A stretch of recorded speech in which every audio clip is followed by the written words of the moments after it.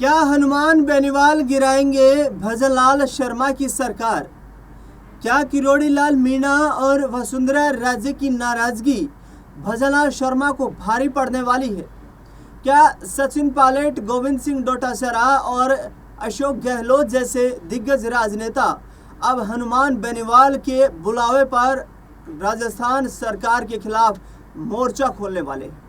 ये तमाम सवाल इसलिए उठ रहे हैं क्योंकि पिछले करीब 10 दिनों से राजस्थान के जयपुर में राजस्थान सरकार के खिलाफ पेपर में हो रही भ्रष्टाचार और जिस तरीके की धांधली को लेकर हनुमान बेनीवाल लगातार अपनी आवाज़ बुलंद कर रहे हैं। उनके साथ पार्टी के कार्यकर्ता भी हैं। कार्यकर्ताओं को हनुमान बेनीवाल जब साथ लेकर के प्रोटेस्ट कर रहे थे तो उस दौरान उन्हें हिरासत में भी ले लिया गया था। लेकिन अब हनुमान बेनीवाल ये हुंकार भर रहे हैं कि आने वाले वक्त में हम शांत नहीं बैठेंगे। हनुमान बेनीवाल कह रहे हैं कि हम राजस्थान के लोगों की लड़ाई लड़ने के लिए ही सत्ता यहाँ पर जो है राजनीति में आए। भारतीय जनता पार्टी में भी रहे। उसके बाद 2019 का लोकसभा चुनाव बीजेपी के साथ मिलकर लड़ा। लोकसभा का चुनाव था, नागौर से जीत दर्ज की। उसके बाद 2024 का लोकसभा चुनाव इंडिया गठबंधन में लड़ा और नागौर से जीत दर्ज की। दोनों बार ही उन्होंने ज्योति मिर्धा को नागौर से हराया। 4 बार राजस्थान की असेंबली में वो विधायक के रूप में जा चुके हैं।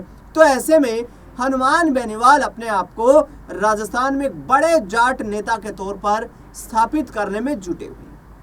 हनुमान बेनीवाल ने कहा कि ये लड़ाई, मैं मानता हूं कि मेरी मौजूदगी में कुछ लोग इसे जाट वर्सेस नॉन जाट के रूप में देख सकते हैं, लेकिन ये लड़ाई तो प्रदेश के युवाओं की है। यदि भ्रष्टाचार खत्म होगा तो तमाम प्रदेश के वर्गों के युवाओं को इसका लाभ मिलेगा। सभी समाज के युवा इससे फायदेमंद होंगे। इसके साथ साथ भजनलाल शर्मा सरकार के खिलाफ हल्ला बोल करते हुए हनुमान बेनीवाल कह रहे हैं कि मेरी ये लड़ाई शांत नहीं होने वाली है, क्योंकि वसुंधरा राजे एक ताकतवर मुख्यमंत्री और राजनेत्री होती थी। जब 2008 में और उसके बाद 2013 में मैंने जिस तरीके से वसुंधरा राजे को नाको चने चबवाए, अब भजनलाल शर्मा की भी सरकार को मैं राजस्थान से उखाड़ फेंकूंगा।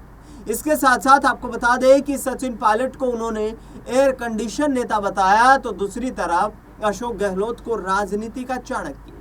सचिन पायलट को लेकर के हनुमान बेनीवाल ने कहा कि मैं जानता हूं कि किस तरीके से राजस्थान के युवाओं का झुकाव सचिन पायलट की तरफ है, लेकिन सचिन पायलट को भी उनके हितों की रक्षा करनी चाहिए, उनकी लड़ाई लड़नी चाहिए। सचिन पायलट को शांत नहीं बैठना चाहिए। सचिन पायलट को राजस्थान के लोगों के लिए सड़क पर उतरना चाहिए और सरकार के खिलाफ संघर्ष करना चाहिए। गोविंद सिंह डोटासरा और अशोक गहलोत को लेकर कहा कि ये दोनों राजनेता किस तरीके से सीएम कुर्सी हाथ लगे इसको लेकर अपनी जुगत में जुटे हुए हैं। इन्हें प्रदेश की जनता से कोई लेना देना नहीं है। किरोड़ी लाल मीणा और वसुंधरा राजे सिंधिया जिस तरीके से लगातार भजनलाल शर्मा सरकार के खिलाफ भ्रष्टाचार को लेकर आवाज को बुलंद कर रहे हैं, उससे यहाँ पर हनुमान बेनीवाल को एक उम्मीद की किरण दिखाई दे रही है। हनुमान बेनीवाल का कहना है कि यदि वसुंधरा राजे सिंधिया और किरोड़ी लाल मीणा सत्ता का मोह छोड़कर, पार्टी का मोह छोड़कर यदि वे राजस्थान के लोगों के लिए लड़ाई लड़ने में मेरे साथ आते हैं तो मैं पुरजोर तरीके से उनका स्वागत करता हूं कि आए और राजस्थान को बचाएं।